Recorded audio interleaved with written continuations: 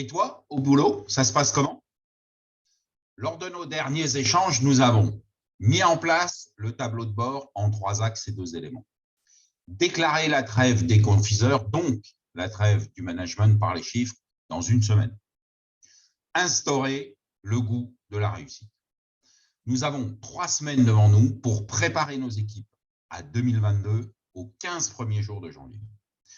2021 est désormais acquis, excellent, bon ou moins bon. La question n'est plus d'actualité. Les chiffres sont entre les mains de nos équipes finances pour présenter au mieux nos résultats. Nous avons 3 étapes pour préparer les prochains enjeux de 2022. Nous, dirigeants, 2022 commence aujourd'hui. Nous avons à programmer la première semaine de l'année. Premièrement, échange concernant les fêtes. Deuxièmement, présentation des objectifs. Troisièmement, premiers actes, première réussite. Notre objectif est très simple, débuter l'année sous les meilleurs auspices. Donc, débuter avec des victoires le plus tôt courant janvier. Donc, que chacun soit engagé dès le 5, le 6 au plus tard. L'important est de préparer l'énergie que chacun sera à même d'investir la première semaine. Si la première semaine est la semaine des premières réussites, alors les résultats seront concrets en janvier, les augures les meilleurs possibles pour le premier trimestre, donc pour l'année.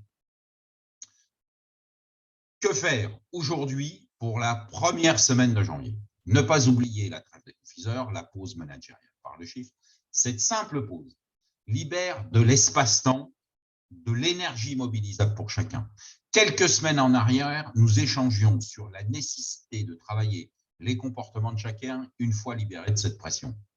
Permettre à chacun d'acquérir une autre dimension. Parfait. C'est très cartésien comme procédé. Une compétence en plus ou un plus comportemental. Cette démarche a une valeur cachée. Si chacun part en pause de fin d'année avec la conviction, 1, d'avoir mené à bien le ou les derniers objectifs fixés, 2, d'avoir acquis ce petit quelque chose de plus dans les 15 derniers jours, il prendra le recul de fin d'année avec l'envie, avec une énergie nouvelle. La fin d'année est pour chacun, que nous le voulions ou non, le moment de faire le point sur notre activité et nos ambitions personnelles pour l'année ou les années à venir. Qui n'aura pas la fameuse question entre la poire et le fromage? Et toi, le boulot, ça se passe comment? L'important, le plus important, la stratégie d'envie pour 2022 repose sur la réponse de chacun des membres de votre codir, de chacun des managers de proximité, de chacun de vos collaborateurs à cette question simple. Et toi, le boulot, ça se passe comment? Notre objectif pour les quelques jours qui nous séparent de la fin d'année est très concret. Que chacun, au sein de nos équipes, réponde avec l'envie d'entreprendre la phase suivante et avec la plus grande énergie possible. Notre plan d'action immédiat est évident.